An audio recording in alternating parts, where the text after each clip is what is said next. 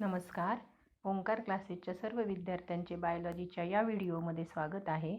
आपण health and disease नावाचा topic पाहतोय. त्याच्यामध्ये आपण काल पाहिलं होतं की सेल्स ऑफ इम्युन सिस्टीम, त्याच्यामध्ये लिम्फोसाइट्स आपण बघितल्या होत्या. आता त्याच्या पुढचा पॉईंट आपल्याला पाहायचा आहे, mechanism of response of T lymphocyte to antigen.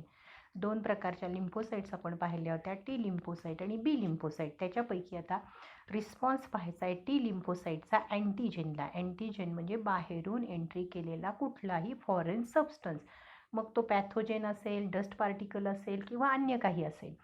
On coming in contact with an antigen, अँटीजेनबरोबर कॉन्टॅक्टमध्ये आल्याबरोबर T lymphocyte forms clones of T cell. T lymphocyte हा त्याचा क्लोन्स तयार करतात, म्हणजे ग्रुपमध्ये ते एकत्र येतात, विच आर सिमिलर, ज्या सिमिलर असतात, but they perform different functions, पण त्या कामं मात्र वेगवेगळी करतात. त्या क्लोनमध्ये 4 प्रकारच्या सेल्स असतात. The clone has 4 types of T lymphocytes. पहिला हेल्पर टी सेल्स. त्याच्यामध्ये बघा, sensitized helper T cell produce lymphokine. Sensitize झालेल्या म्हणजे ज्याला स्टिम्युलेशन मिळालेलं आहे अँटीजन आलेल्याचं, त्या सेल्स लिम्फोकायनिन सिक्रीट करतात. Lymphokine for performing several types of function, आणि ते बरीचशी फंक्शन कॅरी आउट करतात हे लिम्फोकायनिन्स. मग त्याच्यामध्ये फंक्शन कुठली येतात, like proliferation of other T cell, म्हणजे दुसऱ्या टी सेलची ग्रोथ होते. दुसरं function stimulation of B lymphocyte. B लिम्फोसाइटला आणि मॅक्रोफॅगेला हे काय करतात, स्टिम्युलेट करतात. हे पर्टिक्युलर तुम्हाला CET, नीट आणि बोर्डाच्या MCQसाठी लक्षात ठेवावं लागेल, हेल्पर टी सेल काय करतात. आता किलर टी सेल किंवा त्याचं दुसरं नाव आहे cytotoxic T cell. They directly attack and destroy invading microbe. Invading मायक्रोबवर ते अटॅक करतात आणि त्याला डिस्ट्रॉय करतात. इन्फेक्टेड बॉडी सेलला डिस्ट्रॉय करतात अँड कॅन्सर सेलला डिस्ट्रॉय करतात, म्हणजे ज्या शरीरासाठी हानिकारक असतात. Killer T cell bind to infected cell and secrete perforins. आता किलर टी सेल काय सिक्रीट करतात हे तुम्हाला लक्षात ठेवायचं आहे, perforins. Then perforins form a hole in infected cell. नंतर हे केमिकल इन्फेक्टेड सेलमध्ये होल तयार करतं and it releases substance that kill the cell. आणि ते असं सबस्टन्स रिलीज करतं की ज्याच्यामुळं सेल किल होते, म्हणूनच त्याला नाव दिलं आहे सायटोटॉक्सिक टी सेल. तर तिसरा point, suppressor T cell. These cells suppress entire immune system against attack on the own body cells. सगळ्या इम्युन सिस्टीमला सप्रेस केलं जातं की कुठल्याही परिस्थितीत आपल्या बॉडीच्या सेलवरती इम्युन सिस्टीम अटॅक करणार नाही. याच्यानंतरच्या चौथ्या प्रकारच्या सेल्स आहेत memory T cells. These are previously sensitized cell which retain. ह्या पूर्वीच्याच काळी सेन्सिटाईज झालेल्या सेल्स असतात की त्या काय करतात, रिटेन करतात. सेन्सिटायझेशन मेमरी म्हणजे लक्षात ठेवतात for long time in a future. अशा प्रकारे आपण ह्या 4 वेगवेगळ्या helper T cell, killer T cell, suppressor T cell आणि मेमरी टी सेल ह्या टी सेलचे प्रकार पाहिले. ह्याच्यानंतरचा पॉईंट आहे mechanism of action of B lymphocyte to antigen. आता बी लिम्फोसाइट कशा सामना करतात किंवा त्याची काय ॲक्शन आहे. B lymphocyte are sensitize directly by both antigen, म्हणजे अँटीजेन पण त्याला स्टिम्युलेट करतं, ॲज वेल ॲज आपण ज्यावरती पाहिल्या त्या हेल्पर टी सेल पण त्यांना स्टिम्युलेट करतात. Activated B lymphocyte multiplies. Activate झाल्या की त्या मल्टिप्लाईज होतात व्हेरी फास्ट, भरभर to produce clone of plasma cell, आणि त्याच्या सहाय्यानं प्लाझ्मा सेलचा ग्रुप तयार होतो, क्लोन तयार होतं, अँड मेमरी बी सेल्स त्याच्यात तयार होतात. The plasma cell produce specialized glycoprotein, आणि ह्याच प्लाझ्मा सेल विशिष्ट प्रकारचं ग्लायकोप्रोटीन तयार करतात, आणि ह्या ग्लायकोप्रोटीनलाच आपण म्हणतो, हे जे ग्लायकोप्रोटीन तयार केलेलं आहे त्यालाच आपण अँटीबॉडीज असं म्हणतो, which are circulated through body fluid, आणि ते बॉडी फ्लुइडमधून सर्क्युलेट केलं जातं, त्यालाच ह्युमर म्हणतो आपण. म्हणून या टाईपला आपण ह्युमेरल इम्युन सिस्टीम असं म्हणणार आहे. Like blood and lymph, the antibody molecules may bind to the cell membrane or they remain free. ह्या अँटीबॉडी मॉलिक्यूल एकतर सेल मेम्ब्रेनला बाइंड होतात किंवा त्या फ्री सुद्धा राहू शकतात. आता याच्यानंतरचा point, the free antibodies have 3 main functions. त्याची 3 कामं असतात. पहिलं अग्लुटिनेशन म्हणजे एकत्र आणणं. Glutination of the particulate matter including bacteria and viruses, म्हणजे बाहेरून आलेल्या पॅथेजनला ते एकत्र आणतात. The immobilized mass is then engulfed आणि नंतर हे मास गिळून टाकलं जातं, खाऊन टाकलं जातं. फॅगोसायटोसिसच्या प्रोसेसमध्ये फॅगोसाइट्स त्या खाऊन टाकतात, गिळून टाकतात आणि नष्ट करतात. पुढचा पॉईंट महत्त्वाचा आहे, तो स्टार करून ठेवा. अपसोनिसेशन और coating of bacteria. Coating of bacteria आपल्या लक्षात राहतं, पण त्याच्यासाठी विशिष्ट सायंटिफिक टर्म जी वापरली ती लक्षात राहत नाही. हे आन्सर इन वन सेंटेन्ससाठी बोर्डासाठी लक्षात ठेवायचं आहे.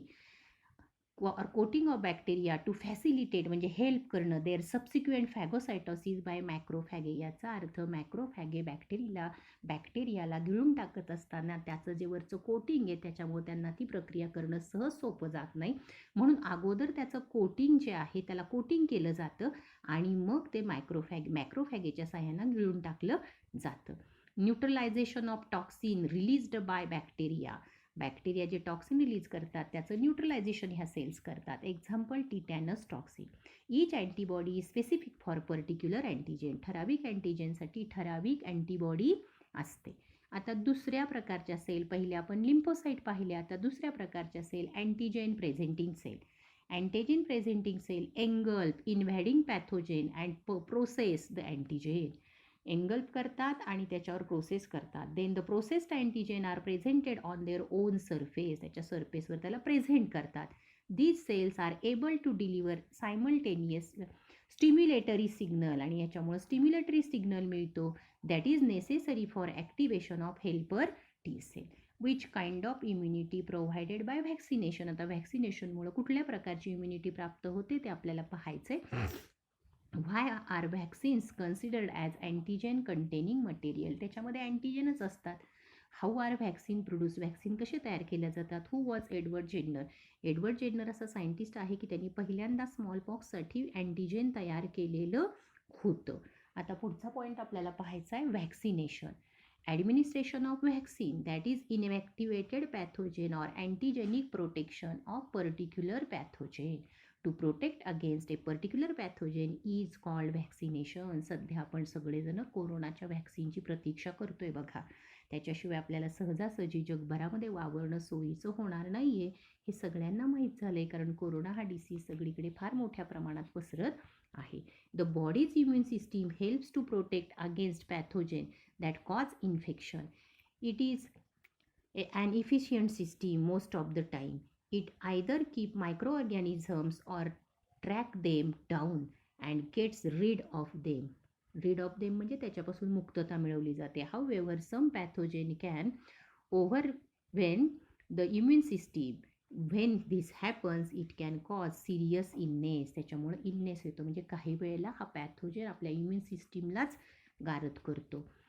The pathogen most likely to cause problems are the once the body doesn't recognize. काही वेळेला बॉडी याला रेकग्नाइज करत नाही.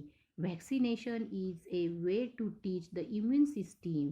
इम्युन सिस्टीमला आपण शिकवतोय as how to recognize and eliminate pathogenic organism, की त्याला ओळखायचं कसं आणि त्याला बाजूला काढायचं कसं.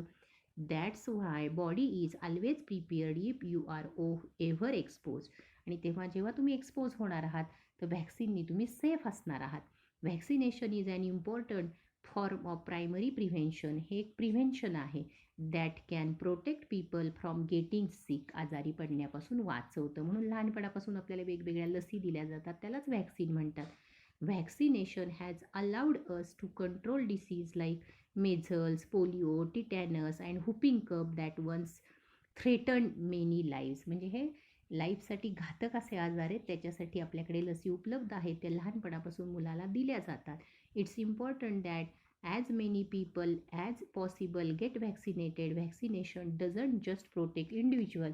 When enough people are vaccinated it also helps to protect society. सगळ्यांना जर व्हॅक्सिनेशन केलेलं असेल तर सगळ्या सोसायटीचं संरक्षण होतं, म्हणून तर आपण कोरोनाच्या लसीची वाट पाहतोय. बघा पुढचा point. How does vaccination work. Healthy immune system defend against invader. Immune system consists of several types of cells. These cells are defend against harmful pathogen. However, they have to recognize an invader. म्हणजे त्यांच्या शत्रूला ओळखता आलं पाहिजे. Vaccination teaches the body to recognize new pathogen causing diseases. It stimulates the body to make antibodies against antigen of pathogen.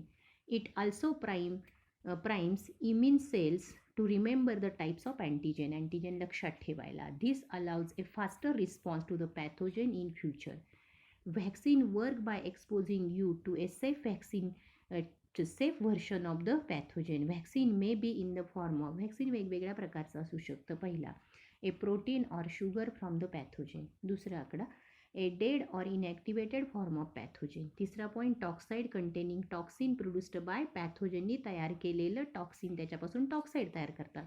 Weekend pathogen म्हणजेच त्याला ॲट्युनेटेड शब्द वापरला जातो. When body respond to vaccine, it builds an adaptive immune response.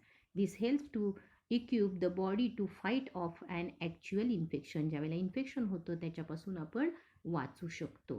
याच्यानंतरचा जो point आहे तो आपण पुढच्या लेक्चरमध्ये बघू. आतापर्यंत आपण इथं थांबूया. थँक्यू.